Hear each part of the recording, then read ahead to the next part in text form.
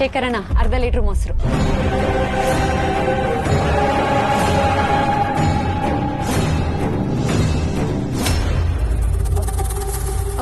ಒಂದ್ ನಿಮಿಷ.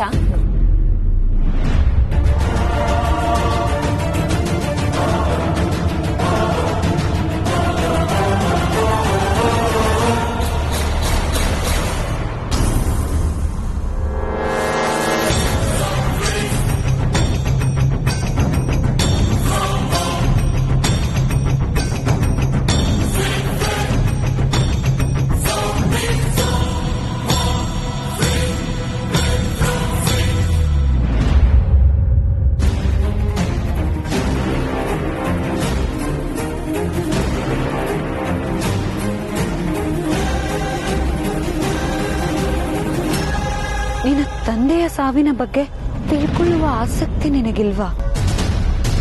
ನಿಮ್ಮಪ್ಪನಂತ ಒಳ್ಳೆ ವ್ಯಕ್ತಿ 100 ವರ್ಷ ಬದುಕಬೇಕಿತ್ತು, ಆದ್ರೆ ಬದುಕಲು ಬಿಡ್ಲಿಲ್ಲ. ಎಲ್ಲರ ಹಾಗೆ ನೀನು ಸುಮ್ಮನಾಗ್ಬಿಟ್ಟಿಯ ಸತ್ಯ? ನಿಮ್ಮಪ್ಪನ ಸಾವಿನ ರಹಸ್ಯ ನೀನ್ ತಿಳ್ಕೊಳಲ್ವಾ?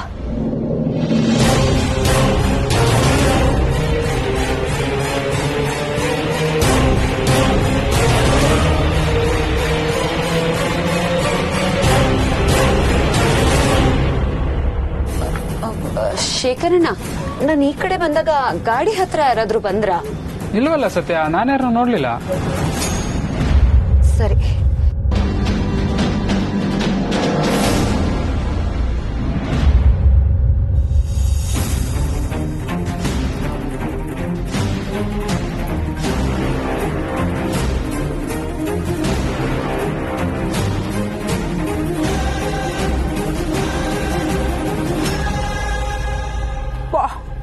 ಏನ್ ಫೈಟ್ ಮಾಡ್ತಾರ ಗುರುಗಿರು? ಸತ್ಯ. ಹಲೋ, ಹೇಳ ಸತ್ಯ. ಹಲೋ ಅಮ್ಮಾಟೆ, ಇವತ್ ಸಂಜೆ ಗ್ಯಾರೇಜಿಗೆ ಯಾರಾದ್ರೂ ಬಂದಿದ್ರಾ? ಬೆಳಿಗ್ಗೆ ಶೆಟ್ರು ಬಂದೆ ಗಾಡಿ ಕೊಟ್ಟೋದ್ರಲ್ವಾ? ಅದಾದ್ಮೇಲೆ ಯಾರಾದ್ರೂ ಬಂದಿದ್ರಾ? ಶೆಟ್ರ ಗಾಡಿ ರೆಡಿ ಆಗಿ ನನ್ ತರೋಕು ಮುಂಚೆ? ಇಲ್ಲ ಸತ್ಯ, ಯಾರು ಬಂದಿಲ್ಲ. ಯಾಕೆ?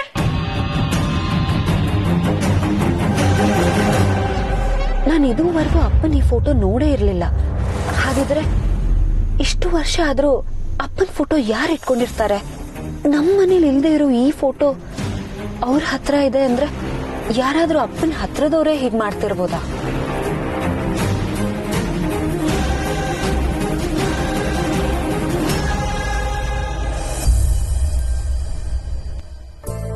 ಅಕ್ಕ, ಏನ್ ಮಾಡ್ತಿದ್ಯಕ್ಕ? ಅಡ್ಗೆ ರೆಡಿ ಮಾಡ್ಕೋತಾ ಇದ್ದೀನಿ ಉರ್ಮಿಳಾ. ಅಯ್ಯೋ, ಇವತ್ತು ಅದೇ ಸಾರು ಅದೇ ಪಲ್ಯನಾ? ಯಾಕೆ? ಅಲ್ಲ ಅಕ್ಕ, ಕಾರ್ತಿಕ್ ಇವತ್ ಮನೆಗ್ ಬಂದಿದ್ದಾನೆ. ಇವತ್ತಾದ್ರೂ ಅವನಿಗೋಸ್ಕರ ಏನಾದ್ರು ಸ್ಪೆಷಲ್ ಆಗಿ ಮಾಡೋತಾನೆ. ಅಯ್ಯೋ ದೇವ್ರೆ, ನನ್ ತಲೆ ಹೊಳಿಲೇ ಇಲ್ವಲ್ಲೇ. ಉರ್ಮಿಳಾ, ಇನ್ ಮುಂದೆ ಕಾರ್ತಿಕ್ ಏನ್ ಇಷ್ಟ ಆಗತ್ತೋ ಅದನ್ನೇ ರುಚಿ ರುಚಿಯಾಗಿ ಮಾಡೋಣ ಕಣೆ. ಇಲ್ಲ ಅಂದ್ರೆ ನಾಳೆ ಹೆಂಡತಿ ಬಂದ್ಮೇಲೆ ನಮ್ ಕೈ ಅಡಿಗೆ ರುಚಿನೇ ಇಲ್ಲ ಅಂತ ಹೇಳ್ತಾನೆ. ಯಾಕಕ್ಕ ಹಾಗೆ ಹೇಳ್ತೀಯ? ಇನ್ನೇನೆ ಮತ್ತೆ, ಹೆಂಡತಿ ಮಾಡಿದ ಅಡಿಗೆನೆ ರುಚಿ ಅಂತ ಹೇಳೋದು ಗಂಡಸರ್ ಚಾಳಿ. ಈಗ ನಿನ್ನೆ ತಗೋ, ನಿನ್ ಗಂಡ ನೀನ್ ಮಾಡಿದ ಅಡಿಗೆನೆ ರುಚಿಯಾಗಿದೆ ಅಂತ ತಿನ್ನಲ್ವಾ? ಹಾಗೇನೆ ದಿವ್ಯಾನು ಕಾರ್ತಿಕ್ಗೆ ಏನ್ ಇಷ್ಟನೋ ಅದನ್ನೇ ಅಡಿಗೆ ಮಾಡಿ ಬಡಿಸ್ತಾಳೆ. ಅವನು ಅದೇ ರುಚಿಯಾಗಿದೆ ಅಂತ ತಿಂತಾನೆ.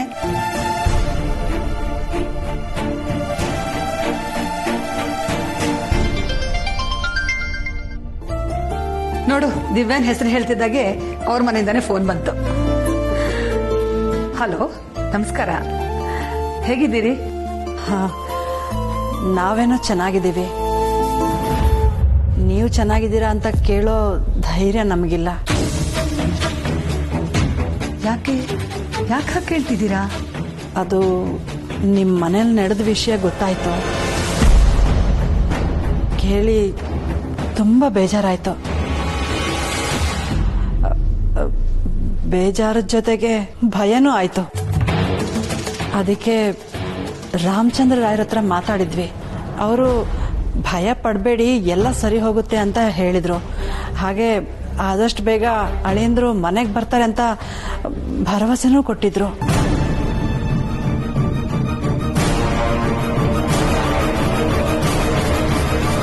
ಆದರೂ ಹೆಣ್ಣೆತ್ತವ್ರಿಗೆ ಆತಂಕ ಹೆದರಿಕೆ ಇದ್ದೇ ಇರುತ್ತಲ್ವಾ? ಅದಕ್ಕೆ ನಿಮಗೆ ಫೋನ್ ಮಾಡಿದ್ರೆ ಸ್ವಲ್ಪ ಸಮಾಧಾನ ಆಗ್ಬೋದೇನೋ ಅಂತ ಫೋನ್ ಮಾಡಿದೆ. ಹೌದು, ನೀವು ಹೇಳ್ತಿರೋದು ನಿಜ ಇದೆ. ಹೆಣ್ಣೆತ್ತವ್ರ ಆತಂಕ ಏನು ಅಂತ ನನಗೂ ಚೆನ್ನಾಗಿ ಅರ್ಥ ಆಗುತ್ತೆ. ಆದರೆ ದಯವಿಟ್ಟು ಕ್ಷಮಿಸಿ. ಮಗ ಮನೆಯಿಂದ ಹೋದಾಗ ಆ ಗಾಬರಿಯಲ್ಲಿ ವಿಷಯನ ಯಾರಿಗೂ ಹೇಳಕ್ಕೆ ಆಗ್ಲಿಲ್ಲ. ಹಾಗಂತ ಅದನ್ನ ಮುಚ್ಚಿಡೋ ಉದ್ದೇಶನೂ ನಮ್ದಲ್ಲ. ಇವತ್ತಲ್ಲ ನಾಳೆ ನಾನೇ ನಿಮ್ಮ ಹತ್ರ ಮಾತಾಡೋಣ ಅಂತ ಅನ್ಕೊಂಡಿದ್ದೆ. ನಮಗೆ ಗೊತ್ತು ನೀವಿಂಥ ವಿಷಯ ಎಲ್ಲ ಮುಚ್ಚಿಡಲ್ಲ ಅನ್ನೋದು. ನಮಗಾಗಿರೋ ಭಯಕ್ಕಿಂತ ನಿಮಗಾಗಿರೋ ಬೇಜಾರೇ ದೊಡ್ಡದು. ಇರೋ ಒಬ್ಬ ಮಗನ ಪ್ರೀತಿಯಿಂದ ಸಾಕಿ ಬೆಳೆಸಿದಿರ. ಅಂಥ ಮಗ ಇದ್ಕಿದ್ದಾಗೆ ಮನೆ ಬಿಟ್ಟು ಹೋಗಿದ್ದಾನೆ ಅಂದ್ರೆ ಗಾಬರಿ ಆಗೋದು ಸಹಜನೇ.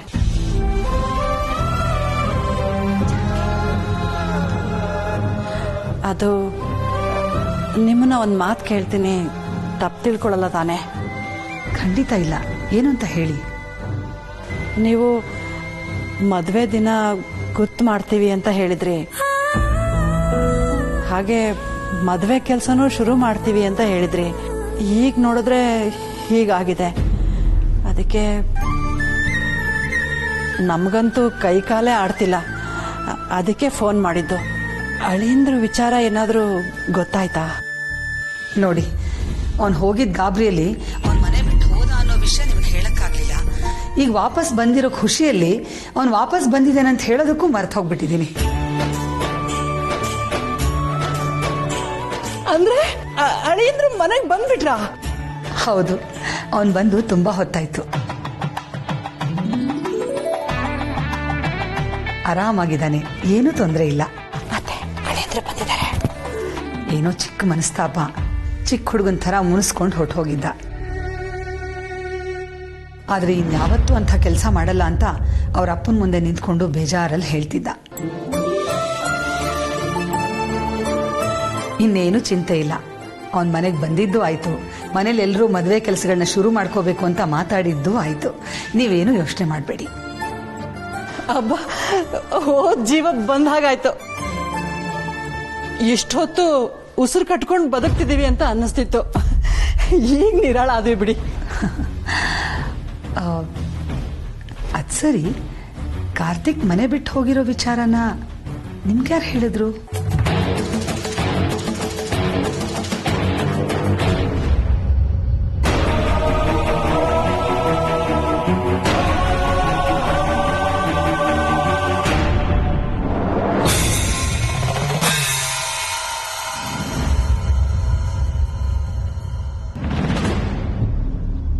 ಕರೆದ್ರಪ್ಪ? ಬೀಗರ ಮನೆಗೆ ಹೋಗಿದ್ದೀಯೇನೆ? ನಿನ್ನೆ ಕೇಳ್ತಾ ಇರೋದು, ಬೀಗರ ಮನೆಗೆ ಹೋಗಿದ್ದೀಯಾ?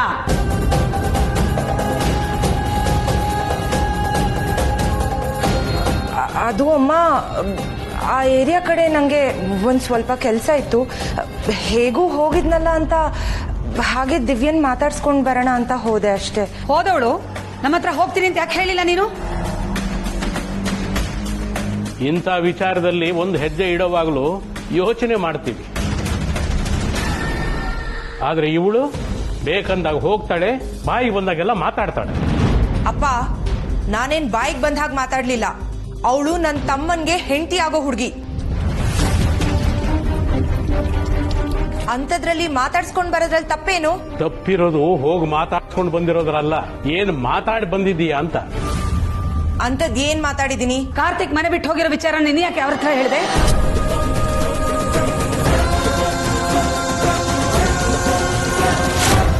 ಅದ್ರಲ್ಲೇ ನಮ್ಮ ತಪ್ಪಿದೆ. ಹಾಗ್ ನೋಡೋಕೋದ್ರೆ ಆ ವಿಚಾರನ ನೀವೇ ಹೇಳ್ಬೇಕಿತ್ತು. ಪಾಪ, ಅವ್ರಿಗೆ ನೀವ್ ಯಾವ ವಿಚಾರನೂ ಹೇಳ್ದೆ ಎಲ್ಲಾ ವಿಷಯನೂ ಮುಚ್ಚಿಟ್ರಿ. ಇಂಥ ವಿಚಾರಗಳೆಲ್ಲ ಅವ್ರಿಗೆ ಬೇರೆ ಯಾರ್ದೋ ಮೂಲಕ ಗೊತ್ತಾದ್ರೆ ನಮ್ಮನೆ ಮರ್ಯಾದೆ ತಾನೇ ಹೋಗೋದು. ಅದ್ರ ಬದಲು ನಾವೇ ಹೇಳೋದು ಒಳ್ಳೇದ್ ತಾನೆ. ಇಷ್ಟೆಲ್ಲ ಯೋಚನೆ ಮಾಡುವಷ್ಟು ದೊಡ್ಡವಳಾಗ್ಬಿಟ್ಟಿದೀಯಾ? ದೊಡ್ಡೋರು ಯೋಚನೆ ಮಾಡದೇ ಇದ್ದಾಗ ದೊಡ್ಡ ದೊಡ್ಡ ವಿಚಾರಗಳನ್ನ, ದೊಡ್ಡ ದೊಡ್ಡ ನಿರ್ಧಾರಗಳನ್ನ ನಾವೇ ತಗೋಬೇಕಾಗತ್ತೆ. ಮುಚ್ಚೆ ಬಾಯಿ. ಯಾವ ವಿಚಾರನ ಯಾರ ಹತ್ರ ಯಾವಾಗ ಯಾಕೆ ಹೇಳಬೇಕು ಅಂತ ನಿಮ್ಮಿಂದ ನಾವು ಕಲಿಬೇಕಾಗಿಲ್ಲ.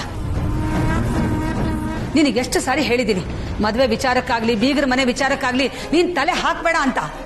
ಯಾಕಮ್ಮ ತಲೆ ಹಾಕ್ಬಾರ್ದು?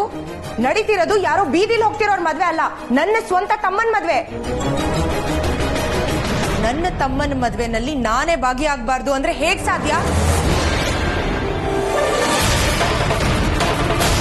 ಕಾರ್ತಿಕ್ ಬಗ್ಗೆ ನಿಮಗೆಷ್ಟು ಕಾಳಜಿ ಪ್ರೀತಿ ಇದೆಯೋ ನನಗೂ ಅಷ್ಟೇ ಇದೆ. ಇರೋನು ಒಬ್ಬ ತಮ್ಮ, ಅವನ ಮದ್ವೆಗೆ ನಾನ್ ಓಡಾಡ್ಬಾರ್ದ? ಅವನ ಮದ್ವೆ ಬಗ್ಗೆ ನಾನ್ ಯೋಚನೆ ಮಾಡಬಾರ್ದಾ? ಯೋಚನೆ ಮಾಡು, ನಾವು ಬೇಡ ಅಂತ ಹೇಳಿಲ್ಲ. ಆದ್ರೆ ಸ್ವಲ್ಪನಾದ್ರೂ ವಿವೇಚನೆ ಇಟ್ಕೊಂಡು ಮಾತಾಡು. ನೋಡು ಕೀರ್ತನ, ಇದೇ ವಿಷಯನ ನಿನಗೆ ಪದೇ ಪದೇ ನಾವು ಹೇಳೋ ಹಾಗೆ ಮಾಡ್ಕೋಬೇಡ. ನೀನ್ ಕಾರ್ತಿಕ್ ಮದ್ವೆಗೆ ಬರ್ಬೇಕು ಅಂದ್ರೆ, ಆ ಮದ್ವೆಲಿ ಓಡಾಡ್ಬೇಕು ಅಂದ್ರೆ ಯಾವುದೇ ಕಾರಣಕ್ಕೂ ಬೀಗರ ಮನೆಗೆ ಹೋಗ್ಕೂಡ್ದು, ಅವ್ರ ಜೊತೆ ಏನೋ ಮಾತಾಡ್ಕೂಡ್ದು. ಓ, ಹಾಗಿದ್ರೆ ನಾನ್ ಮದ್ವೆಗೆ ಬರ್ಬಾರ್ದಾ?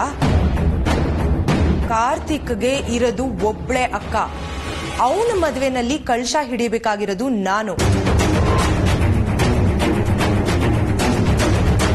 ನಾನೇ ಮದ್ವೆಗೆ ಬರಬಾರ್ದು ಅನ್ನೋ ರೀತಿ ಮಾತಾಡ್ತಿದ್ದೀರಲ್ಲ. ಕೀರ್ತನ, ಇಂಥ ಲೆಕ್ಕಾಚಾರದ ಯೋಚನೆಗಳೆಲ್ಲ ಬಿಟ್ಬಿಡು. ನನಗೆ ಸರ ಹೋಗುದಿಲ್ಲ. ರಿತುನು ಈ ಮನೆ ಮಗಳೇ, ಕಾರ್ತಿಕ್ನ ತಂಗಿ. ಅವಳು ಮದುವೆಯಲ್ಲಿ ಕಳಸ ಹಿಡಿಬಹುದು.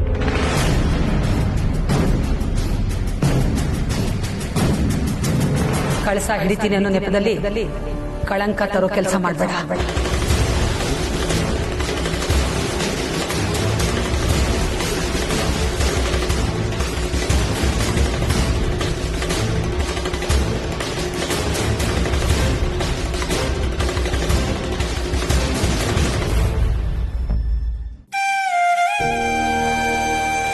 ದಿವ್ಯಾ, ಊಟಕ್ಕೆ ಪಡಿಸ್ತಿದ್ದೀನಿ, ಬಾರೆ ಒಟ್ಟಿಗೆ ಊಟ ಮಾಡೋಣ. ಅತ್ತೆ, ನೀವು ಬಂದ್ಬಿಡಿ. ಸತ್ಯನ ಬರ್ಲಿ ಇದೆ. ಅಯ್ಯೋ, ಅವಳು ಬರತ್ ಲೇಟ್ ಆಗತ್ತೆ, ನೀವು ಬನ್ನಿ ಅತ್ತೆ. ಅದೇನು ಅಮ್ಮನೋ ನೀನು, ಆ ಹುಡುಗಿನ ಬಿಟ್ಟು ಊಟ ಮಾಡಕ್ ಹೆಂಗಾದ್ರೂ ಮನ್ಸು ಬರುತ್ತೆ ನಿನಗೆ? ಬರ್ತಾಳೆ, ಬನ್ನಿ ಅತ್ತೆ. ಓಹೋ, ಸತ್ಯ ಬಂದ್ಲಲ್ಲ. ಏ, ಎಲ್ಲ ಹೋಗ್ತಿದ್ಯಾ ಪುಟಿ? ಕೂತ್ಕ, ಬಾರೆ ಊಟಕ್ಕೆ ಪಡಿಸ್ತೀನಿ. ಇಲ್ಲ, ನಂಗೆ ಹಸುವಿಲ್ಲ, ಬೇಡ. ಏ ಸಾಕು ಬಾರೆ, ಹಸುವಿಲ್ಲ ಅಂತೆ, ಹಸುವಿಲ್ಲ. ಗ್ಯಾರೇಜಲ್ಲಿ ಏನೇನೋ ತಿನ್ಬಿಡೋದು, ಇಲ್ಲಿ ಬಂದು ಹಸುವಿಲ್ಲ ಅನ್ನೋದು. ಕುತ್ಕೋ.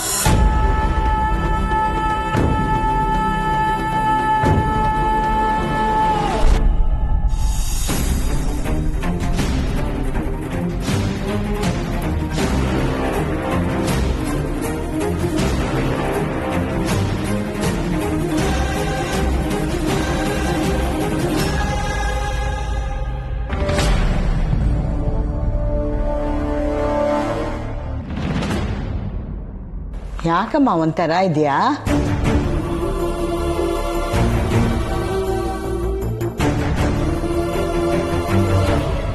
ಏನಿಲ್ಲ ಅತ್ತೆ, ಗ್ಯಾರೇಜಲ್ಲಿ ಕೆಲಸ ಜಾಸ್ತಿ ತಾನೆ, ಅದಕ್ಕೆ ಸುಸ್ತಾಗಿದ್ದಾಳೆ.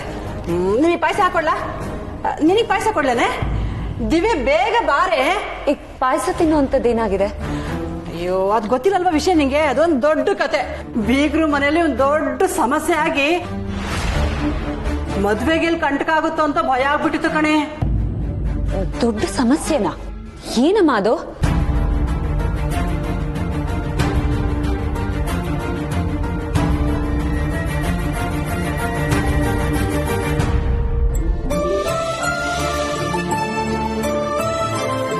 ಸೋಮಾ, ಬಾ ಬೇಗ. ಎಲ್ಲೇ ನಿನ್ ಗಂಡ? ಹಾ, ಬೆಳಗ್ಗೆ ಬೇಗ ಎದ್ದು ಜಿಮ್ಮಿಗೆ ಹೋಗ್ಬೇಕು. ಅದು ಬಿಟ್ಟು ಈ ಸರ್ವತ್ತಲ್ಲಿ ಹೋಗ್ತಾರೇನೆ. ಅದಕ್ಕೆ ನೀವು ಊಟ ಕೂತ್ಕೊಳ್ಳಿ. ನೀವು ಊಟ ಬಿಡಿಸಿ. ಲಕ್ಷ್ಮಣ, ನಾವಿಬ್ರು ಒಟ್ಟಿಗೆ ಊಟ ಮಾಡ್ತೀವಿ ಬಿಡು. ಅದಕ್ಕೆ ನೀವು ಕೂತ್ಕೊಳ್ಳಿ. ಅಲ್ವೋ, ನಾವಿಬ್ರು ಒಟ್ಟಿಗೆ ಊಟ ಮಾಡ್ತೀವಿ. ನೀ ಕುತ್ಕೋ, ನಾ ಬಡಿಸ್ತೀನಿ. ಏನು ನೀನು ಕುತ್ಕೋ, ಮಾತೆ ಕೇಳಲ್ಲ. ಅಯ್ಯೋ, ಯಾಕ್ರಿ ನಗ್ತಾ ಇದ್ದೀರಾ? ಏನೂ ಇಲ್ಲ, ಪ್ಲೇಟ್ ನೋಡಿ ನಗು ಬಂತು. ಪ್ರಪಂಚ ಬಹಳ ಮುಂದಕ್ಕೆ ಹೋಗ್ಬಿಟ್ಟಿದೆ. ನಾವು ಮುಂದೆ ಹೋಗ್ಬೇಕು ಅಂತ ಅನ್ಕೊಂಡು ಪ್ರಪಂಚಕ್ಕಿಂತ ನಾವು ಇನ್ನೂ ಹೆಚ್ಚಿಗೆ ಹೊರಟೋಗ್ಬಿಟ್ಟಿದೆ ಮುಂದೆ. ಒಂದು ವಿಷಯ ಗಮನಿಸಿದ್ದೀರಾ? ಹಿಂದೆ ನಾವು ಸ್ಟೀಲ್ ಪ್ಲೇಟೋ ಇಲ್ಲ ತಾಮ್ರದ ಪ್ಲೇಟ್ನಲ್ಲೂ ಊಟ ಮಾಡ್ತಿದ್ವಿ. ಅಕಸ್ಮಾತ್ ಏನಾದರೂ ಅದಕ್ಕೆ ಕೆಳಗಡೆ ಬಿದ್ದರೆ ಒಡೆದೋಗ್ತಿರ್ಲಿಲ್ಲ, ಮುಕ್ಕಾಗ್ತಿತ್ತು ಅಷ್ಟೇ. ಆದರೆ ಈ ಪಿಂಗಾಣಿ ಪ್ಲೇಟ್ ಇದೆಯಲ್ಲ, ಅಕಸ್ಮಾತ್ ಕೆಳಗಡೆ ಬಿದ್ದರೆ ಪೀಸ್ ಪೀಸ್ ಆಗಿಬಿಡುತ್ತೆ. ಯಾಕೆ ಮಾತು? ನಾವು ಮೊದಲು ತಾಮ್ರದ ಪ್ಲೇಟ್ನಲ್ಲೋ ಇಲ್ಲ ಸ್ಟೀಲ್ ಪ್ಲೇಟ್ನಲ್ಲೋ ಊಟ ಮಾಡ್ತಿದ್ವಿ. ಆದರೆ ಈಗ ಪಿಂಗಾಣಿ ತಟ್ಟೆ, ಗಾಜಿನ ತಟ್ಟೆಯಲ್ಲಿ ಊಟ ಮಾಡ್ತಾ ಇದ್ದೀವಿ.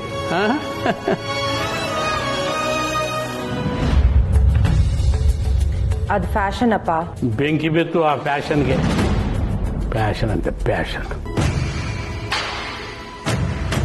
ಯಾಕೆ ಈ ವಿಷಯ ಹೇಳ್ತಾ ಇದ್ದೀನಿ ಅಂತಂದ್ರೆ, ಹಿಂದೆಲ್ಲ ಸಂಸಾರದಲ್ಲಿ ಏನಾದರೂ ತಾಪತ್ರಯಗಳು, ಮನಸ್ತಾಪಗಳು ಉಂಟಾದ್ರೆ ಅಡ್ಜಸ್ಟ್ ಮಾಡಿಕೊಂಡು ಹೊಂದಿಸ್ಕೊಂಡು ಜೀವನನ ಸರಿ ಮಾಡಿಸ್ಕೊಂಡ್ಬಿಡ್ತಿದ್ವಿ.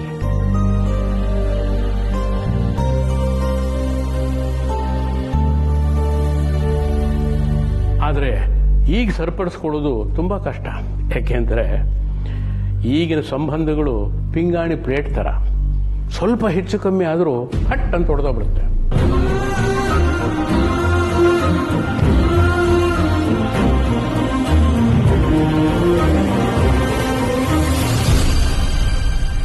ನಾನು ನಿಮ್ಮೆಲ್ಲರ ಹತ್ರ ಒಂದು ವಿಷಯ ಮಾತಾಡಬೇಕು. ಹೇಳಿ ಅದಕ್ಕೆ. ಆದರೆ ಯಾರೂ ಅದರ ಬಗ್ಗೆ ಯಾಕೆ ಏನು ಅಂತ ಚರ್ಚೆ ಮಾಡಬಾರ್ದು. ಅದೇನು ಅಂತ ಹೇಳೆ. ಕಾರ್ತಿಕ್ ನಿಶ್ಚಿತಾರ್ಥ ಆದಾಗಿಂದ ಮನೇಲಿ ಏನೋ ಒಂಥರ ಸಮಸ್ಯೆ, ಕಿರಿಕಿರಿ, ನಮ್ಮಲ್ಲೇ ಮನಸ್ತಾಪ. ಅದಕ್ಕೆ ದೊಡ್ಡವ್ರು ಹೇಳಿರೋದು, ನಿಶ್ಚಿತಾರ್ಥ ಆದ್ಮೇಲೆ ಮದುವೆನ ತುಂಬಾ ದಿನ ಮುಂದೆ ಹಾಕಬಾರ್ದು ಅಂತ. ಅದು ಅಲ್ಲದೆ ಆದಷ್ಟು ಬೇಗ ಮದುವೆ ಮಾಡಿಬಿಡಿ ಅಂತ ಗುರುಗಳು ಹೇಳಿದ್ದಾರೆ. ಆದರೆ ನಾವು ಮದುವೆ ದಿನಾನೇ ಗೊತ್ತು ಮಾಡಿಲ್ಲ. ಅಕ್ಕ, ಹಾಗಂತ ಆತ್ರವಾಗಿ ಎಲ್ಲ ನಿರ್ಧಾರಗಳನ್ನು ತಗೊಳಕ್ಕಾಗತ್ತಾ ಹೇಳು?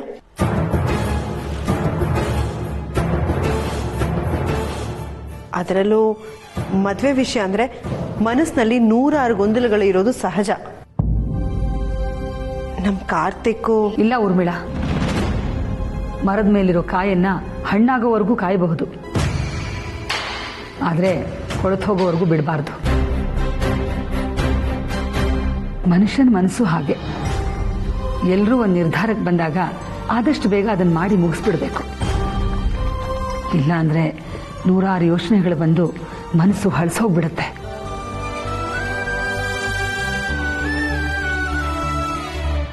ಹೊಸ ಸಂಬಂಧ ಅನ್ನೋ ಸಂತೋಷನೂ ಹಳೇದಾಗತ್ತೆ. ನೀನು ಹೇಳ್ತಿರೋ ಮಾತು ನಿಜ ಸೀತಾ. ನಾವೀಗಾಗಲೇ ತುಂಬ ತಡ ಮಾಡಿಬಿಟ್ಟಿದ್ದೀವಿ.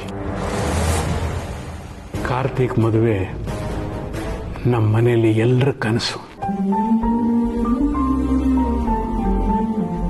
ಆ ಕನಸು ಆದಷ್ಟು ಬೇಗ ನನಸಾಗಬೇಕು. ಅದನ್ನು ನಾನು ನೋಡಿ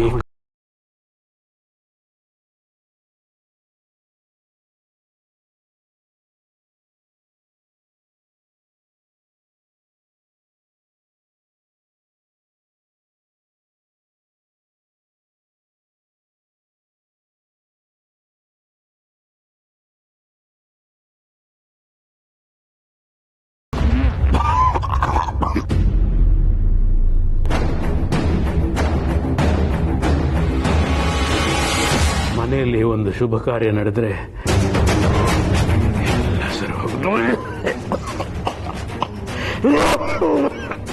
ಆಯ್ತು, ನಿಧಾನಕ್ಕೆ ಮಾತಾಡೋದಕ್ಕೆ ನೀರು ಕುಡೀರಿ. ಆ ಜವಾಬ್ದಾರಿ ನಮ್ಮೆಲ್ಲರ ಮೇಲೂ ಇದೆ. ಏನಾಯ್ತವ?